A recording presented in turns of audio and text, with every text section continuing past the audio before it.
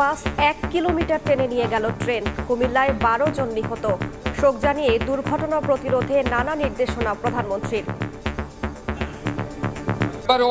একটা rail gate lineman যদি সচেতন থাকতো তাহলে দুর্ঘটনা মানুষের প্রাণহানি হতো না। রেল ক্রসিং আছে, সেখানে আমরা আন্ডারপাস অথবা ওভারপাস করার একটা চিন্তাভাবনা আছে। আরেকটা হচ্ছে যে ব্যারিয়ারগুলি রয়েছে সেগুলিকে অটোমেটিক সিস্টেম করা। সড়কে 7 জেলায় নিহত আরও 13। বান্দরবানে বাস খাদে পড়ে আহত 30 পর্যটক। এবার ঈদেও হাসপাতালে আহতদের ঢল। দুর্ঘটনা রোধে বিজ্ঞান সম্মত উপায়ে মনিটরিং এর পরামর্শ। গাড়ি স্লিপ করে নাই, মানে ওটু গেছে উপরে দা। বাচ্চা নিয়ে মনে করে নিতে আনন্দ করার কথা। আজকে আমি হাসপাতালে বেডে। বেপরা মোটরসাইকেল, অটোরিকশা অ্যাক্সিডেন্টের রোগীগুলো বেশি আসছে। আধুনিক বা ডিজিটাল সিস্টেম টেকনোলজি সহায়তা নিয়ে যাতে কিনা ওভার স্পিডিং করলে বা কোনো রেকলেস ড্রাইভিং করলে যাতে আমি ক্যামেরাতে সেটা ধরা পড়ে এবং ক্যামেরাতে ফাইনটা করতে পারি। দেখছিলেন প্রধান শিরোনাম। রাতের সময়ের সঙ্গে আছি আমি রাইসা জান্নাত। এবার অন্যান্য শীর্ষ সংবাদ।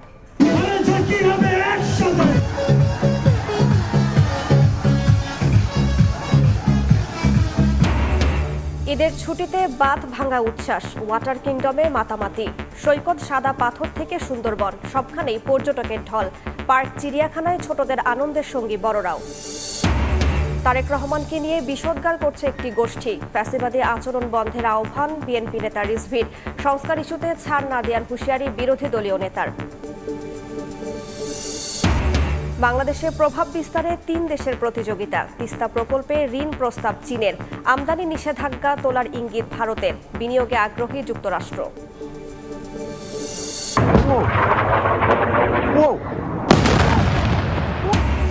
ইসরায়েলের 5 শহরে ইরানের ক্ষেপণাস্ত্র হামলা। বহু হতাহতের দাবি আইআরজিসির। অস্বীকার তেল আবিবের। হরমুজ প্রণালী খুলে দিতে 48 ঘণ্টার আলটিমেটাম ট্রাম্পের।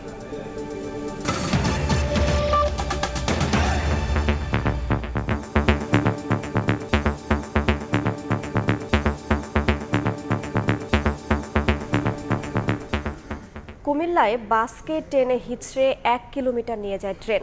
নারী শিশুসহ প্রাণ গেছে 12 যাত্রীর। আহত হয়েছেন অন্তত 15 জন। 2 গেটম্যানকে বহিষ্কারের পাশাপাশি 3টি তদন্ত কমিটি গঠন করা হয়েছে। দুর্ঘটনায় নিহতের ঘটনায় শোক ও দুঃখ প্রকাশ করে রেল ক্রসিং আধুনিকায়ন এবং আন্ডার ও ওভারপাস নির্মাণের নির্দেশনা দিয়েছেন প্রধানমন্ত্রী তারেক রহমান। এদিকে হবিগঞ্জ, ফেনী সহ 7 জেলায় একদিনে সড়ক দুর্ঘটনায় মারা গেছেন আরও 13 জন। হাসপাতাল জুড়ে প্রিয়জন হারানোর আর্তনাদ। কুমিল্লায় বাস দুর্ঘটনায় বিভিন্ন পরিবার হারিয়েছেন 12 জনকে। চাঁপাইনবাবগঞ্জ থেকে যাত্রী নিয়ে নোয়াখালী যাচ্ছিল মামুন স্পেশাল পরিবহনের বাস। শনিবার মধ্যরাতে কুমিল্লার পদুয়ার বাজার রেল ক্রসিংয়ে পার হওয়ার সময় চট্টগ্রাম থেকে ঢাকামুখী মেইল ট্রেন বাসটিকে ধাক্কা দেয়। এতে নিহত হন 12 জন। আহত 15 জনকে ভর্তি করা হয়েছে হাসপাতালে। স্থানীয়দের অভিযোগ, গেটম্যান না থাকায় এই দুর্ঘটনা। একটা রেলগেট লাইনম্যানের অসচেতনতার কারণে এই দুর্ঘটনা ঘটেছে। 7.5 ঘন্টা বন্ধ থাকার পর ঢাকার সঙ্গে চট্টগ্রামের রেল যোগাযোগ স্বাভাবিক হয়। ঘটনাস্থল পরিদর্শন করে জড়িতদের বিরুদ্ধে ব্যবস্থা নেওয়ার আশ্বাস দেন রেল প্রতিমন্ত্রী। প্রত্যেকটা লাশের জন্য 25,000 টাকা করে বরাদ্দ দেওয়া হয়েছে আপাতত লাশগুলিকে ট্রান্সফার করার জন্য। 2 জন গার্ডের অবহেলার কারণে এই ঘটনাটি ঘটেছে। তাদেরকে বরখাস্ত করা হয়েছে এবং তাদেরকে শাস্তির আওতায় আনা হচ্ছে। এছাড়া স্টেশন মাস্টার তাকেও শাস্তির আওতায় আনা হচ্ছে। এদিকে রেল দুর্ঘটনা সহ দেশের বিভিন্ন স্থানে হতাহতদের প্রতি শোক জানিয়েছেন প্রধানমন্ত্রী তারেক রহমান। দুর্ঘটনা কমাতে একগুচ্ছ নির্দেশনা দিয়েছেন সরকার প্রধান। তিনি বলেছেন, কুমিল্লায় রেল দুর্ঘটনার যথাযথ তদন্ত হবে, জড়িতদের দৃষ্টান্তমূলক সাজা নিশ্চিত করা হবে, সড়ক দুর্ঘটনায় আহতদের যথাযথ চিকিৎসা নিশ্চিত করতে হবে, রেল ক্রসিং ব্যবস্থাপনা, সেতুর নিরাপত্তা এবং সামগ্রিক পরিবহন ব্যবস্থা নিরাপদ করার নির্দেশনা দিয়েছেন তারেক রহমান। অন্যদিকে মধ্যরাতে ফেনীর রামপুর এলাকায় স্পিড ব্রেকার পার হচ্ছিল একটি অ্যাম্বুলেন্স। এ সময় পেছন থেকে ধাক্কা দেয় শ্যামলী পরিবহনের একটি বাস। পরে দোয়েল পরিবহনের আরেকটি বাস অন্য মোটরসাইকেলে ধাক্কা দিলে আরোহী, বাসের সুপারভাইজার ও এক যাত্রীর মৃত্যু হয়। নিজের বিয়ের দাওয়াত দিতে পাবনা থেকে প্রাইভেট কার চালিয়ে নাটোর যাচ্ছিলেন প্রকৌশলী জুলফিকার। বড়াই গ্রামে গাড়ির নিয়ন্ত্রণ হারিয়ে দাঁড়িয়ে থাকা ট্রাকের ধাক্কা দিলে তার মৃত্যু হয়। হবিগঞ্জের মাধবপুরে দুর্ঘটনা এড়াতে গিয়ে নিয়ন্ত্রণ হারিয়ে খাদে পড়ে বাস। এতে ঘটনাস্থলে মা, ছেলে সহ 4 জন নিহত হন। লালমনিরহাটে বাসের ধাক্কায় অটোরিকশা উল্টে একই পরিবারের 9 জন সহ 10 জন আহত হন। এছাড়া রাতে নওগাঁর আত্রায়ে ভটভটির ধাক্কায় টেম্পো উল্টে গিয়ে ঘটনাস্থলেই মারা যায় এক কিশোর, আহত হন অন্তত 10 জন। বান্দরবানে পর্যটকবাহী বাস পাহাড়ি গভীর খাদে পড়ে অন্তত 30 যাত্রী আহত হয়েছেন। চন্দ্র বিশ্বাস, ববি, সময় সংবাদ। কুমিল্লায় রেল ক্রসিংয়ের মর্মান্তিক দুর্ঘটনায় হতাহতদের বেশিরভাগই যাচ্ছিলেন ঈদের ছুটিতে বেড়াতে কিংবা বাড়ির পথে, কিন্তু ঈদের আনন্দ পরিণত হয় মাতমে। ঝরে গেল নারী শিশুসহ 12টি প্রাণ। প্রিয়জন হারিয়ে শোকস্তব্ধ পরিবারগুলো।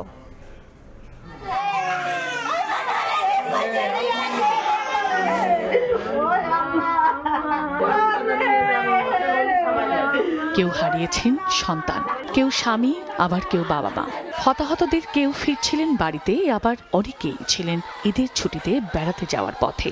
কিন্তু হঠাৎ দুর্ঘটনায় সবকিছু এলোমেলো। শনিবার মধ্যরাতে কুমিল্লার পদুয়ার বাজার রেল ক্রসিংয়ের ভয়াবহ দুর্ঘটনার পর শোকের আহাজারি স্বজনদের মাঝে। কুমিল্লা মেডিকেল কলেজ হাসপাতালের করিডোর জুড়ে শুধুই আর্তনাদ। পিন্টু মিয়া এক হতভাগ্য বাবা।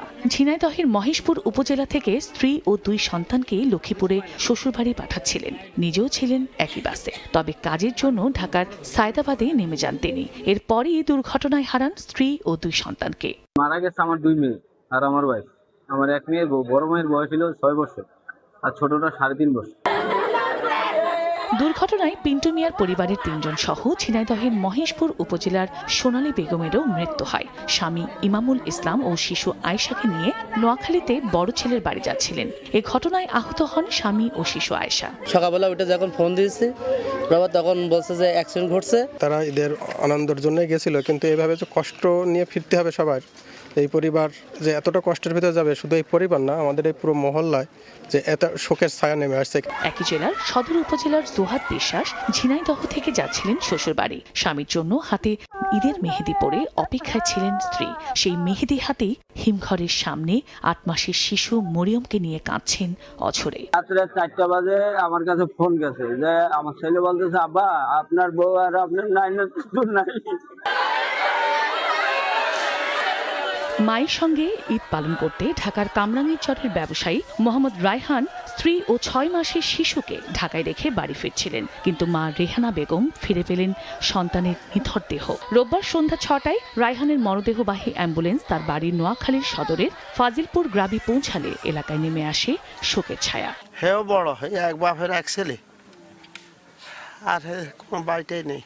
দুর্ঘটনার পরই কুমিল্লা মেডিকেল কলেজ হাসপাতালে নেওয়া হয় একের পর এক মরদেহ। চিকিৎসাধীন রয়েছেন 15 জন, তাদের মধ্যে গুরুতরদের পাঠানো হয় ঢাকায়। জীবিত রোগী আছে 24 জন। 24 জনের মধ্যে 6 জন এখনো ভর্তি আছে, আর 18 জন আমরা রেফার করছি, ঢাকা মেডিকেলে করছি, চিটাং মেডিকেলে করছি, এবং কিছু রোগীর আত্মীয় স্বজন সহ এসে ওনারা নিজেরা নিজ দায়িত্বে, আমরা প্রাথমিক চিকিৎসা সম্পন্ন করার পরে ওনারা নিজ দায়িত্বে নিয়ে নিচ্ছে। দেখতে দেখতে আমি বিদ্ধ হয়ে গেছি ভাই রবিউল। দুর্ঘটনার বিষয়ে রেলমন্ত্রী শেখ রবিউল আলমের সঙ্গে সিঙ্গাপুর থেকে মোবাইল ফোনে রোববার সকালে ওভারপাস ও ইউলুপ নিয়ে কথা বলেন কুমিল্লা 6 আসনের সংসদ সদস্য মনিরুল হক চৌধুরী। এই ঢাকা চট্টগ্রাম মহাসড়কের জন্য 750 কোটি টাকা দিয়েছিল সাইফুর রহমান, এই কাজটি কমপ্লিট করতে পারবে। চাঁপাইনবাবগঞ্জ থেকে যাত্রী নিয়ে নোয়াখালী যাচ্ছিল মামুন স্পেশাল বাসটি। শনিবার মধ্যরাতে কুমিল্লার পদুয়ার বাজার রেল ক্রসিং পার হতে গেলে চট্টগ্রাম থেকে ঢাকামুখী মেইল ট্রেন বাসটিকে ধাক্কা দেয়। এতে নারী শিশু সহ 12 জনের মৃত্যু হয়। চন্দ্র বিশ্বাস, ববি, সময় সংবাদ। এ নিয়ে আলোচনার জন্য স্টুডিওতে আছেন নাজমুস সালেহী, যাচ্ছি তার কাছে। সালেহী, আপনাকে স্বাগত জানাচ্ছি। আমরা একটি মর্মান্তিক রেল দুর্ঘটনা দেখলাম, একটু আমাদের জানাবেন যে রেল ক্রসিংয়ে কেন এত দুর্ঘটনা ঘটে? রাইসা, আপনি রেল কিন্তু আলাদা ব্যবস্থাপনা, যানবাহন এবং গণপরিবহন, সড়ক পথে কিন্তু আলাদা ব্যবস্থাপনা, দুই ধরনের বাহন। কিন্তু সড়ক পথের বাহনের সঙ্গে সড়ক পথে সংঘর্ষ হতে পারে, কিন্তু সেটি দুই শ্রেণীতে সংঘর্ষ হয়ে যাচ্ছে। সেটা আমাদের দেশে এটার প্রধানতম কারণ হচ্ছে যে আমাদের দেশে আপনি জানেন যে মাত্র 3000 কিলোমিটারেরও কম, অর্থাৎ 2900 কিলোমিটার রেলপথ রয়েছে। সে 2900 কিলোমিটার রেলপথে 2900 হচ্ছে লেভেল ক্রসিং রয়েছে, অর্থাৎ প্রতি কিলোমিটারে একটি করে লেভেল ক্রসিং, যেটা পৃথিবীর কোথাও নেই। এই লেভেল ক্রসিং যতগুলো রয়েছে তার মধ্যে 1500 হচ্ছে সরকারের বৈধ লেভেল ক্রসিং, অর্থাৎ ট্রেন পরিচালনা করার জন্য রেলপথ মন্ত্রণালয় অথবা রেল অধিদপ্তর তারা তাদের প্রয়োজনে 1500 লেভেল ক্রসিং বানিয়েছে, আর বাকি যে 1400 এটা হচ্ছে জনগণ তাদের মতো করে বানিয়ে নিয়েছে। অর্থাৎ রেল লাইনের উপর দিয়ে পারাপারের ব্যবস্থা কখনো সড়ক অধিদপ্তর করেছে, কখনো সিটি কর্পোরেশন করেছে, কখনো পৌরসভা করেছে, কখনো জেলা প্রশাসক করেছে। এবং আপনি ঘুরে দেখবেন কোথাও কোথাও এমনও আছে ব্যক্তি মালিকানার বাড়ির রাস্তা পারাপার হওয়ার জন্য কিন্তু লেভেল ক্রসিং তারা নিজ ইচ্ছায় বানিয়ে ফেলেছে। এই যে লেভেল বৈধ এবং অবৈধ, এই অবৈধ লেভেল ক্রসিংগুলোকে রেলপথ মন্ত্রণালয় কখনো তার বৈধ বলে স্বীকার করে না, যে কারণে সেখানে সে কখনো গেটম্যান বা সেটাকে রক্ষিত করার জন্য তিনি কোনো ধরনের রেলপথ মন্ত্রণালয় কখনো কোনো ধরনের ব্যবস্থা নেয় না। আবার যে বৈধ পথ রয়েছে, লেভেল ক্রসিং রয়েছে, সে বৈধ লেভেল ক্রসিংয়ে তারা মাত্র 500 মতো জায়গায় গেটম্যান দিতে পেরেছে, ম্যাক্সিমাম জায়গায় কিন্তু সেই গেটম্যান তারা দিতে পারেনি। সেটার আসলে কী চিত্র আমরা একটু দেখে আসতে চাই। দেখবেন যে গেটম্যান আছে মাত্র 40% লেভেল ক্রসিং এবং অরক্ষিত 90%। অর্থাৎ আপনি গ্রামের দিকে যে লেভেল ক্রসিংগুলো আছে বড় বড় সাইনবোর্ড দিয়েই রেলপথ মন্ত্রণালয় তার দায়িত্ব শেষ করে দিয়েছে যে এটি ঝুঁকিপূর্ণ লেভেল ক্রসিং, দেখে বুঝে নিজ দায়িত্বে পার হন। আর যে অবৈধগুলো রয়েছে সেখানে তারা তো এক প্রকার লেভেল গেটম্যান তো দেয়ই নাই। বৈধ যেটা রয়েছে লোকবল সংকটের কারণে তারা সেখান থেকে মাত্র 40% তো দিতে পেরেছে। তার মানে অরক্ষিত সবগুলোই। যারা আবার এসেছেন নতুন কিছু গেটম্যান, তাদের সঙ্গে আপনি জানেন যে দীর্ঘদিন এই বিষয়ে কাজ করার কারণে আমি দেখি যে তাদের 60% হচ্ছে অদক্ষ, অর্থাৎ তারা বিভিন্ন জায়গা থেকে আউটসোর্সিংয়ের মাধ্যমে তারা লোকবল নিয়ে আসেন, যে কারণে একটা হজবরল অবস্থা তৈরি হয়েছে। লেভেল ক্রসিংয়ে প্রতি বছর প্রাণ এভাবে ঝরে যাচ্ছে, কিন্তু অটোমেশন বা আধুনিকরণ করার জন্য রেলের আসলে কোনো উদ্যোগ নেই। স্যার, এই তো গেল হচ্ছে রেলের খবর। সড়ক পথেও কিন্তু ঈদ আসলে প্রতি বছরই ঘটে দুর্ঘটনা। পরিসংখ্যান বলছে প্রতি বছর শুধুমাত্র ঈদ উল ফিতরে 300 থেকে 400 সড়ক দুর্ঘটনায় সমসংখ্যক লোকই আসলে নিহত হয়। এ বিষয়ে চলুন দেখে আসে একটি প্রতিবেদন। ঈদ আনন্দে বাইকের বেপরোয়া গতি পঙ্গু হাসপাতালে নিয়ে এসেছে ব্রাহ্মণবাড়িয়ার রাজুকে। পা ভেঙে এখন কাতরাচ্ছেন হাসপাতালের বিছানায়। পোলাবেন মানুষ বের হয়েছে, তো আর না করা যায় না। ঘুরতাম যাইতাম আসলাম, তো এটা তো তার আমরা তো জানি না। আমি রাস্তার মধ্যে দাঁড়াইছিলাম, অটো এসে আমার গায়ের মধ্যে পড়ে গেল। বিভিন্ন দুর্ঘটনায় এমন অসংখ্য মানুষ এখন জাতীয় অর্থোপেডিক হাসপাতালে ভর্তি। একটা দুর্ঘটনায় আমাদের সবারই এটা পারিবারিকভাবে এটা অশান্তি, হয়তো কপালে আমাদের এটাই ছিল। ঈদের দিন দুপুরের পর থেকেই এমন দুর্ঘটনায় আহত রোগীর সংখ্যা বাড়তে থাকে বলে জানান হাসপাতাল কর্তৃপক্ষ। গতকাল আমাদের পরে রোগী আসছে এবং সেটা 100 থেকে 150 এরকম রোগী। আমাদের কোনো ডাক্তার স্বল্পতা বা এরকম নাই। রাত্রে আর বিকালে বেশি চাপ ছিল। যারা ঘুরতে গেছে বেপরোয়া মোটরসাইকেল, অটোরিকশা অ্যাক্সিডেন্টের রোগীগুলো বেশি আসছে। গত 3 বছরের পরিসংখ্যান বলছে উৎসব আনন্দের দিনগুলোতে বাড়ে দুর্ঘটনা। প্রতি বছর ঈদ উল ফিতরেই 300 থেকে প্রায় 400 দুর্ঘটনা ঘটে। মনিটরিংটা প্রয়োজন রয়েছে আধুনিক বা ডিজিটাল সিস্টেম টেকনোলজি সহায়তা নিয়ে, যাতে কিনা ওভার স্পিডিং করলে বা কোনো রেকলেস ড্রাইভিং করলে যাতে আমি ক্যামেরাতে সেটা ধরা পড়ে এবং ক্যামেরাতে ফাইনটা করতে পারি। এবছর রোববার দুপুর পর্যন্ত জাতীয় অর্থোপেডিক হাসপাতালে দুর্ঘটনায় আহত হয়ে চিকিৎসা নিতে এসেছেন 255 জন। এর মধ্যে 104 জনকে ভর্তি নেওয়া হয়েছে হাসপাতালটিতে, যারা অনেকেই সুস্থ হয়ে ফিরলেও হয়তো বাঁচতে হবে অঙ্গহীন হয়ে। এম এ আজিম, সময় সংবাদ, ঢাকা। সালিহি, আমাদেরকে সড়কের সার্বিক চিত্রটা জানাবেন। একই সঙ্গে এই যে দুর্ঘটনা সেটি রোধে সরকার আসলে কি কি পরিকল্পনা নিচ্ছে?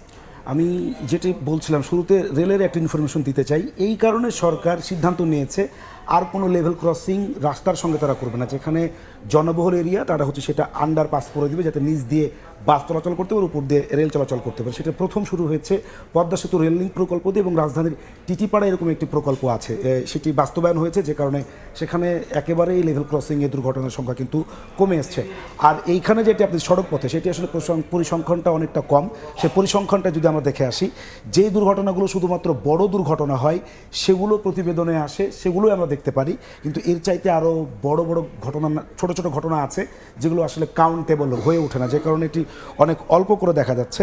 আপনি দেখছেন যে প্রতি বছর ঈদ উল ফিতরে কিন্তু 300 থেকে 350টি দুর্ঘটনা ঘটে, মারা যায় 300 থেকে 400 মানুষ। এবং এটির জন্য আসলে বিজ্ঞানসম্মত মনিটরিংয়ের অভাব এবং স্কুল কলেজ থেকেই সচেতনতা সৃষ্টির কথা বলছেন বিশেষজ্ঞরা। অর্থাৎ পুরো সিগন্যালিং সিস্টেমকে অটোমেশনের আওতায় নিয়ে আসার কথা বলছেন। সেম একইভাবে কিন্তু প্রধানমন্ত্রী তারেক রহমান বেশ কিছু নির্দেশনা দিয়েছেন। আমরা একটু দেখতে চাই যে তিনি আসলে কি ধরনের নির্দেশনা দিয়েছেন প্রধানমন্ত্রী বলেছেন যে নিরাপদ যাত্রা নিশ্চিন্তে সরকার বদ্ধপরিকর। কুমিল্লার দুর্ঘটনা তদন্ত করা হবে, জড়িতদের শাস্তি নিশ্চিত করা হবে এবং আহতদের চিকিৎসা নিশ্চিত করা হবে। অর্থাৎ এই যে ঘটনাগুলো ঘটছে তার যে বিভিন্ন প্রতিবেদন পত্রিকায় আসছে বা প্রধানমন্ত্রী বিভিন্ন উইংসের সাথে কথা বলে তিনি সমস্যাগুলো শুনেছেন এবং বিজ্ঞানসম্মত রেলের লেভেল ক্রসিং নির্মাণের নির্দেশ দিয়েছেন। পাশাপাশি পুরো সড়ক পথের যে নেটওয়ার্ক তাকে অটোমেশনের আওতায় নিয়ে আসার তিনি কথা বলছেন। আপনি দেখবেন যে আর স্কুলের বাচ্চারাই মানে স্কুল কলেজে এটিকে বিশেষজ্ঞরা বলছেন যে বিশেষ করে সচেতনতা সৃষ্টি করতে হবে। সেখান থেকে দেখেন যে মোটরসাইকেল দুর্ঘটনা আমরা প্রতিবেদনে দেখছিলাম, অধিকাংশই উঠতি বয়সী তরুণ, ফাঁকা রাস্তায় তারা মোটরসাইকেল নিয়ে বের হয় এবং মানে উল্টাপাল্টা গতি তুলে তারা কিন্তু আসলে সেই ধরনের দুর্ঘটনার কবলে পড়েন। এই জন্য আসলে তাদেরকে এই বিষয়ে মানে আগে থেকেই সচেতন যাতে করে তোলা যায় বিশেষজ্ঞরা সেই পরামর্শ দিচ্ছেন। জি সালিহিন, আনন্দ বিষাদে পরিণত না হোক সেই প্রত্যাশা থাকবে। আপনাকে অসংখ্য ধন্যবাদ আমাদের সঙ্গে যুক্ত হওয়ার জন্য। সড়ক ও রেলপথে দুর্ঘটনা নিয়ে আলোচনার জন্য তখন স্টুডিওতে ছিলেন সহকর্মী নাজমুস সালেহী। বিনোদন কেন্দ্রে বাঁধ ভাঙা উচ্ছ্বাস, ঈদ আনন্দে মাতোয়ারা সবাই। দর্শনার্থীর ঢল নেমেছে রাজধানীর বিনোদন কেন্দ্রগুলোতে। নগর জীবনের কোলাহল থেকে মুক্তি পেতে ছুটে যাচ্ছেন পার্ক, চিড়িয়াখানায়। ছোটদের আনন্দের সঙ্গী বড়রাও। প্রেক্ষাগৃহেও উৎসবের আমেজ, সিনেমা প্রেমীদের ভিড়।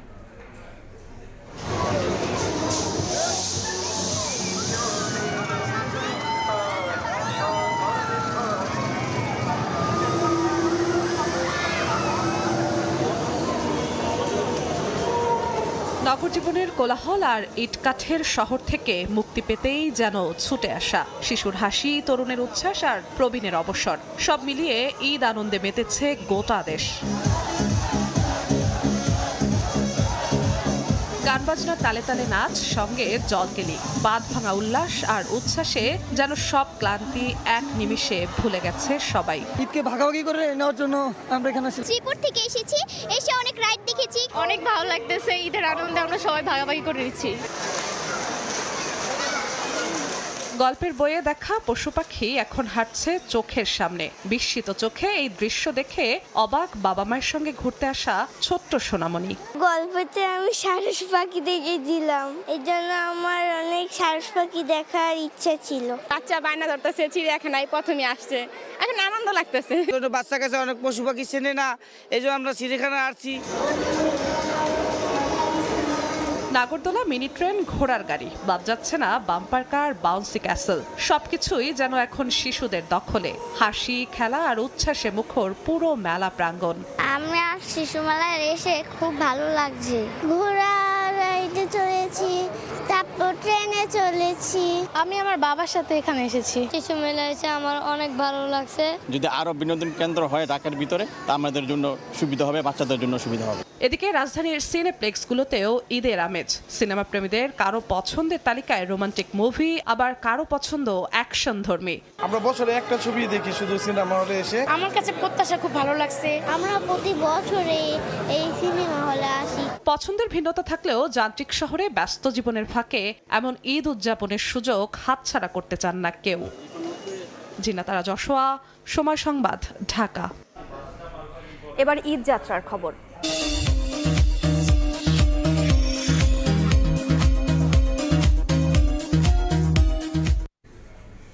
ঈদের দ্বিতীয় দিনেও ঢাকা ছাড়ছেন অনেকে। বাস টার্মিনাল ও রেল স্টেশনে ঘরমুখী মানুষের ভিড়। যাত্রীদের অভিযোগ, দীর্ঘক্ষণ অপেক্ষার পরও মিলছে না কাঙ্ক্ষিত টিকিট। রয়েছে বাড়তি ভাড়া নেওয়ার অভিযোগও।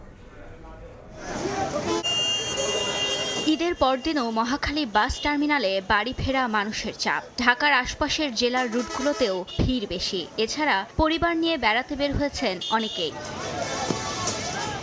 যাত্রীরা জানান, ভোগান্তি এড়াতে ঈদের আগে বাড়ি যাননি তারা। তবে যাত্রীর তুলনায় বাস কম থাকায় ভোগান্তিতে পড়েন অনেকেই। দীর্ঘ অপেক্ষার পর টিকিট মিললেও রয়েছে বাড়তি ভাড়া নেওয়ার অভিযোগ। বাস পাইতেছি না, টিকিট পাচ্ছি না। যাওয়ার আগে যে ভিড়টা হয়, সেই ভিড়টা এড়ানোর জন্যই মূলত পড়ে যাচ্ছে। ঈদের দিন ঢাকার ভিতরে আত্মীয় স্বজন ঈদ করছি, এখন ঈদের আনন্দ ভাগ করার জন্য গ্রামে আত্মীয় স্বজন নিয়ে উপভোগ করার জন্য যাইতেছি। ছুটি অফিস থেকে কম দিছে, তাই চলে আসছে আর কি। একই চিত্র কমলাপুরের রেল স্টেশনে। আগে টিকিট না পেয়ে বাধ্য হয়েও এদিন বাড়ির উদ্দেশ্যে রওনা হন কেউ কেউ। ছিল না কোনো শিডিউল বিপর্যয়। ঈদ যাত্রার সামনের দিনে ভোগান্তি কমিয়ে আনার দাবি যাত্রীদের। ঈদের আগে অনেক চেষ্টা করছি, টিকিটের জন্য ম্যানেজ করতে পারিনি, সেজন্য ঢাকার মধ্যে ঈদ করে ফেলেছি।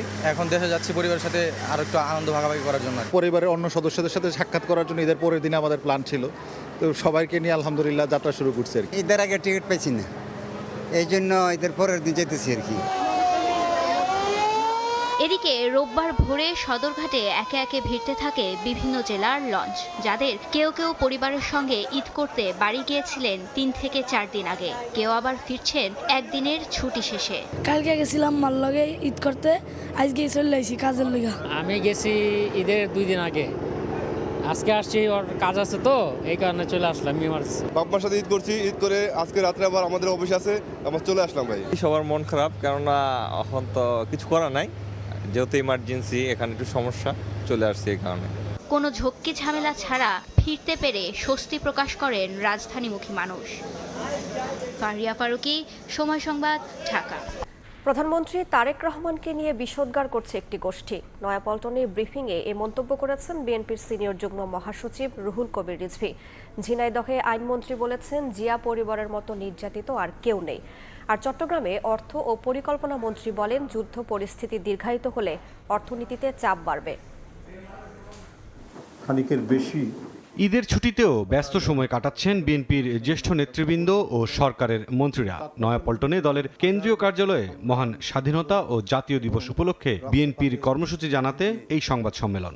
আন্তরিক শুভেচ্ছা জানাই। দলের সিনিয়র যুগ্ম মহাসচিব রুহুল কবির রিজভী অভিযোগ করেন, বিএনপি সরকারের মত প্রকাশের স্বাধীনতায় একটি পক্ষ প্রধানমন্ত্রীকে নিয়ে বিষোদ্গার করছে, কুৎসা রটানো ফ্যাসিবাদের লক্ষণ বলেও মন্তব্য করেন তিনি। অঙ্গীকার পূরণে জনাব তারেক রহমান নিরন্তরভাবে কাজ করে গেছেন, এখনো প্রতিনিয়ত তার বিরুদ্ধে বিষোদ্গার করা হচ্ছে। কুৎসা রটানো করা, এটা তো হচ্ছে শেখ হাসিনার কাজ। কুৎসা রটানো করা, এটা হচ্ছে ফ্যাসিবাদের কাজ। যারা আজকে বর্তমান সরকারের নানাভাবে মিথ্যাচার করার চেষ্টা করছেন, তাদের উপরেই কিন্তু ফ্যাসিবাদের তকমা জুড়ে যাবে। এদিকে ঝিনাইদহের শৈলকুপায় এক অনুষ্ঠানে আইনমন্ত্রী বলেন, জিয়া পরিবারের মতো নির্যাতিত আর কেউ ছিল না। আগামী বাজেটের আগেই সব পরিবারের কাছে ফ্যামিলি কার্ড পৌঁছে দিতে কাজ করছে সরকার। আগামী বাজেটের মধ্যেই আমরা বাংলাদেশের প্রত্যেকটা পরিবারকে আমরা ফ্যামিলি কার্ড ইস্যুর নিশ্চিত করতে পারবো বলে আমরা আশা করি।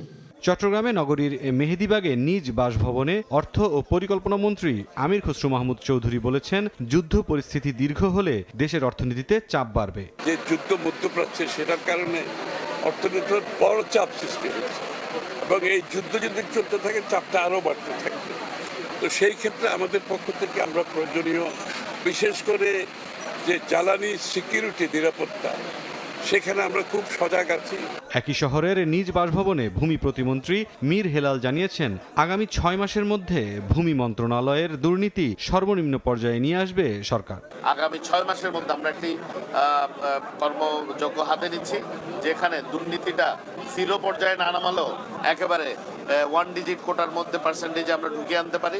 টাঙ্গাইল সার্কিট হাউসে মতবিনিময় সভায় মুক্তিযুদ্ধ বিষয়ক মন্ত্রী আহমেদ আজম খান বলেন, 24-এর গণ অভ্যুত্থানে হতাহতদের পুনর্বাসনে কাজ করছে সরকার। 24-এর গণ অভ্যুত্থানে যারা শহীদ হয়েছেন, যারা পঙ্গু হয়েছেন, তাদের বিষয়ে মুক্তিযোদ্ধা মন্ত্রণালয় কাজ করছে। মুক্তিযোদ্ধা কমান্ড কাউন্সিল গণতান্ত্রিকভাবে গঠিত হবে বলে আশা মন্ত্রীর।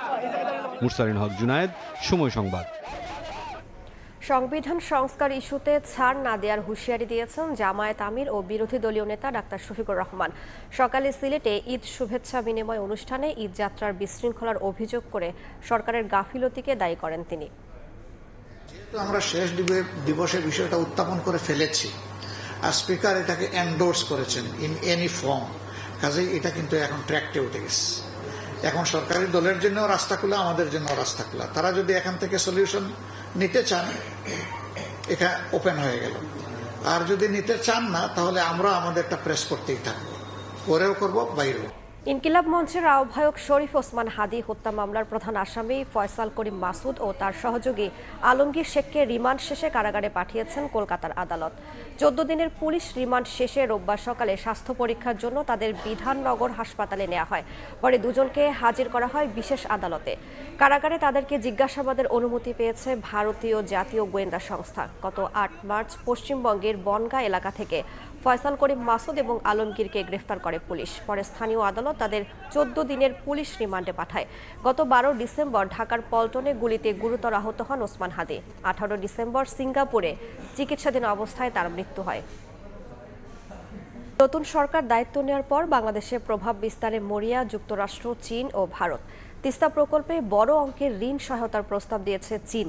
স্থলবন্দর দিয়ে পণ্য আমদানিতে দেয়া নিষেধাজ্ঞা তুলে নেওয়ার ইঙ্গিত দিয়েছে ভারত।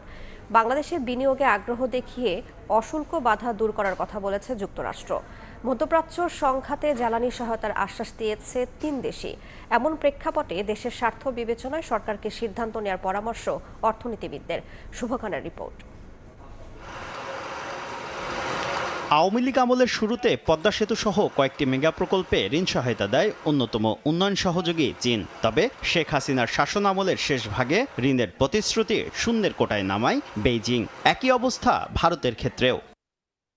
অর্থনৈতিক সম্পর্ক বিভাগের তথ্য বলছে গত 5 অর্থ বছরে ভারত নতুন কোনো ঋণের প্রতিশ্রুতি দেয়নি। বিপরীতে চীন দিয়েছে $140 কোটি। মাঝের সময়টায় ছিল না কোনো ঋণ। তবে অন্তর্বর্তী সরকারের সময়ে $2.1 বিলিয়ন বিনিয়োগ, ঋণ ও অনুদানের প্রতিশ্রুতি দেয় চীন। গত 5 অর্থ বছরে চীনা ঋণের অর্থ ছাড় হয়েছে $353 কোটি। ভারত করেছে $123 কোটি।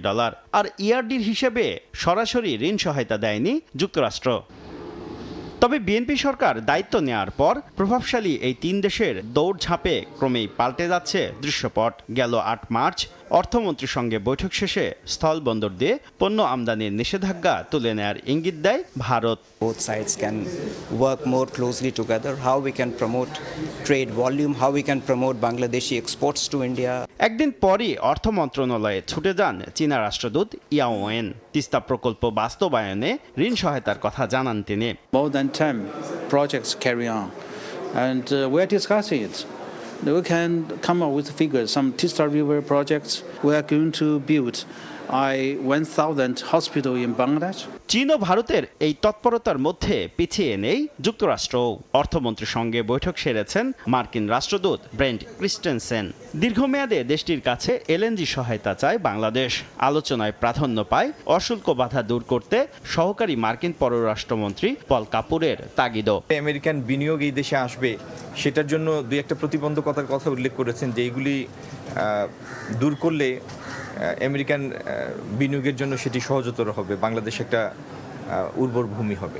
ভারতের বাণিজ্য সম্প্রসারণ, মার্কিন বিনিয়োগ বৃদ্ধি আর চীনের ঋণ সহায়তার প্রতিশ্রুতি বাংলাদেশ ঘিরে প্রভাবশালী এই 3 দেশের অর্থনৈতিক কূটনীতিকে কাজে লাগাতে সরকারকে সতর্কতার সাথে পদক্ষেপ নেওয়ার পরামর্শ এই অর্থনীতিবিদের। দ্রুত এই চলমান প্রকল্পগুলো শেষ করে নতুন যে প্রকল্পগুলো সেগুলো আইডেন্টিফাই করতে হবে এবং দুই দেশের মধ্যে সম্পর্কের ভিত্তি হতে হবে আসলে জনগণের সঙ্গে জনগণের সম্পর্ক। তো সেইভাবে করেই নতুন নতুন জায়গাতে আসলে এই অর্থায়ন বা উন্নয়ন সহযোগিতা সেগুলো সম্প্রসারিত করতে হবে। বাংলাদেশের শীর্ষ 10 উন্নয়ন সহযোগীর তালিকায় রয়েছে এই 3 দেশই। শুভ খান, সময় সংবাদ, ঢাকা। দেখছেন রাতের সময়। দেশের বাইরের খবর। ইসরায়েলের 5টি শহরে ব্যাপক আক্রমণের দাবি করেছে ইরানের ইসলামী বিপ্লবী গার্ড। হামলায় অন্তত 200 জন হতাহত হয়েছে বলে দাবি আইআরজিসির। এছাড়া মধ্যপ্রাচ্যে থাকা বিভিন্ন মার্কিন ঘাঁটি ও স্থাপনাতেও আক্রমণ চালিয়ে যাচ্ছে তেহরান। হরমুজ প্রণালী খুলে দিতে ইরানকে 48 ঘন্টার আলটিমেটাম দিয়েছেন ডোনাল্ড ট্রাম্প। ইসরায়েলের পারমাণবিক স্থাপনার শহর ডিমোনায় ভয়াবহ ক্ষেপণাস্ত্র হামলা চালিয়েছে ইরান। ইসলামী বিপ্লবী গার্ড বাহিনী আইআরজিসি জানায় সর্বশেষ ছোড়া ক্ষেপণাস্ত্রগুলোতে আরাদিলাত বিয়ার সেবা ও কিরিয়াত গাত শহরের সামরিক স্থাপনা এবং নিরাপত্তা কেন্দ্রগুলোকে লক্ষ্যবস্তু করা হয়েছে। হতাহতের দাবিও করেছে বাহিনীটি। দ্য টাইমস অফ ইসরায়েল জানিয়েছে হিজবুল্লাহ উত্তর ইসরায়েল লক্ষ্য করে এক ঝাঁক রকেট ছুড়েছে।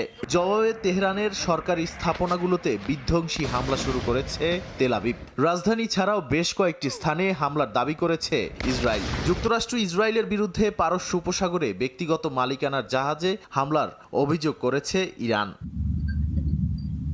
এদিকে হরমুজ প্রণালী খুলতে ইরানকে 48 ঘন্টার আলটিমেটাম দিয়েছেন মার্কিন প্রেসিডেন্ট ডোনাল্ড ট্রাম্প। নিজের সামাজিক মাধ্যম ট্রুথ সোশ্যালে এক পোস্টে তিনি বলেন, তেহরান যদি প্রণালী না খোলে তাহলে তাদের বিদ্যুৎ কেন্দ্রে হামলা চালিয়ে ধ্বংস করে দেয়া হবে। জবাবে মোস্তফা প্রশাসন জানিয়েছে, বিদ্যুৎ কেন্দ্রে হামলা হলে ভয়াবহ পরিণতি ভোগ করতে হবে। নাদিম মারজান, সময় সংবাদ। খেলার খবর, বাংলাদেশের বিপক্ষে হোম সিরিজ বাতিল করল আয়ারল্যান্ড। গণমাধ্যমের দাবি, লজিস্টিক ও আর্থিক সীমাবদ্ধতার কারণে সিরিজটি বাতিল করেছে ক্রিকেট আয়ারল্যান্ড। চলতি বছর জুড়ে ঘরের মাটিতে 3টি ওয়ানডে ও 3টি টি-20 খেলবে বাংলাদেশ। জুলাই আগস্টে আয়ারল্যান্ডের বিপক্ষে 3টি করে ওয়ানডে ও টি-20 খেলতে যাওয়ার কথা ছিল টাইগারদের, তবে আইরিশদের প্রকাশিত বার্ষিক সূচিতে নেই বাংলাদেশ সিরিজের নাম। পরে ক্রিকেট আয়ারল্যান্ডের কর্তার সঙ্গে কথা বলে জানা যায়, খরচ কমাতে এমন সিদ্ধান্ত নিয়েছেন তারা, যদিও বিসিবির পক্ষ থেকে কোনো ধরনের বিবৃতি পাওয়া যায়নি।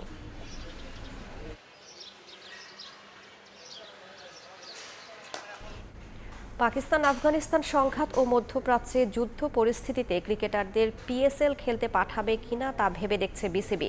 সরকারের গ্রিন সিগন্যাল পেলেই কেবল চূড়ান্ত অনুমতি দেয়া হবে মোস্তাফিজ রানাদের, জানিয়েছেন বোর্ডের cricket operations chairman Nazmul Abedin Fahim.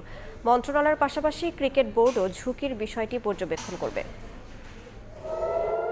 মধ্যপ্রাচ্যের যুদ্ধ পরিস্থিতির প্রভাব বিশ্বজুড়ে, বাদ নেই ক্রীড়া অঙ্গনও। অনেক ঝক্কি ঝামেলার পর টি-20 বিশ্বকাপ খেলে ভারত থেকে দেশে ফিরতে পেরেছে ওয়েস্ট ইন্ডিজ, সাউথ আফ্রিকার মতো দল। আবার অস্ট্রেলিয়ায় নারী এশিয়ান কাপ খেলে দেশে ফিরতে বিপাকে পড়তে হয়েছে ইরানের ফুটবলারদের। ইরান ইসরায়েল যুক্তরাষ্ট্র যুদ্ধের মাঝে সংঘাতে জড়িয়েছে পাকিস্তান আফগানিস্তানও। তাই 26 মার্চ শুরু হতে যাওয়া পাকিস্তান সুপার লিগের আগে নিরাপত্তা নিয়ে উঠছে প্রশ্ন। এবারের পিএসএলে বাংলাদেশের 6 ক্রিকেটার থাকায় উদ্বেগের জায়গা রয়েছে বিসিবিরও। আমরা আমাদের কনসার্ন মন্ত্রণালয়ের সাথে যোগাযোগ করেছে এবং আমাদের যুব ক্রীড়া মন্ত্রণালয় ফরেন মিনিস্ট্রির সাথেও যোগাযোগ করছে। পিএসএল খেলতে যাওয়ার ব্যাপারে আমাদের কোনো নিরাপত্তা ইস্যু আছে কিনা সেগুলো খোঁজ খবর করছে এবং আমরা অপেক্ষায় আছি তাদের কাছ থেকে ফিডব্যাক পাওয়ার ব্যাপারে। আশা করছি যে ওরা খেলতে যেতে পারবে, কারণ পাকিস্তান ক্রিকেট বোর্ডও কিন্তু এই টুর্নামেন্টটাকে নিরাপদ করার জন্য ভেন্যু কমানোর ব্যাপারে কিংবা কোন ভেন্যুতে খেললে নিরাপত্তা ইস্যুটা রেজ করবে না, এইসব চিন্তা ভাবনা তাদের মধ্যে আছে। আমরা আমাদের ছেলেদের নিরাপত্তার ব্যাপারটা দেখতে চাইব। ভারত পাকিস্তান সংঘাতের কারণে পিএসএল এর সবশেষ আসরে খেলতে গিয়ে পাকিস্তানে আটকা পড়েছিলেন রিশাদ হোসেন ও নাহিদ রানা। জাতীয় দলের 2 ক্রিকেটারকে নিয়ে উৎকণ্ঠা তৈরি হয়েছিল পরিবার, ভক্ত, বোর্ড কর্তা সবার মনেই। এবার তাই সতর্ক দেশের ক্রিকেটের নিয়ন্ত্রক সংস্থা। মাকসুম আলম খান, সময় সংবাদ, ঢাকা। এ পর্যায়ে শীর্ষ সংবাদগুলো জানিয়ে দিচ্ছি আরেকবার। চলন্ত বাস টেনে হিচড়ে নিয়ে গেল ট্রেন। কুমিল্লায় প্রাণ গেল 12 জনের, 6 জেলায় নিহত আরও 12। শোক জানিয়ে দুর্ঘটনা প্রতিরোধে নানা নির্দেশনা প্রধানমন্ত্রীর।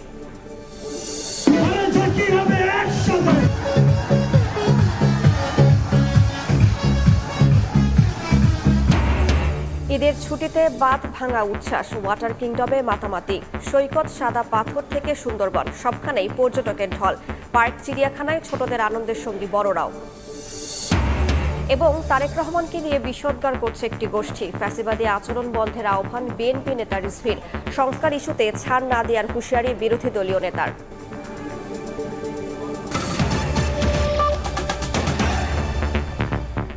এই ছিল রাতের সময়ে। এরপর দেখবেন ঈদের বিশেষ সম্পাদকীয়। সঙ্গেই থাকুন সময়ে।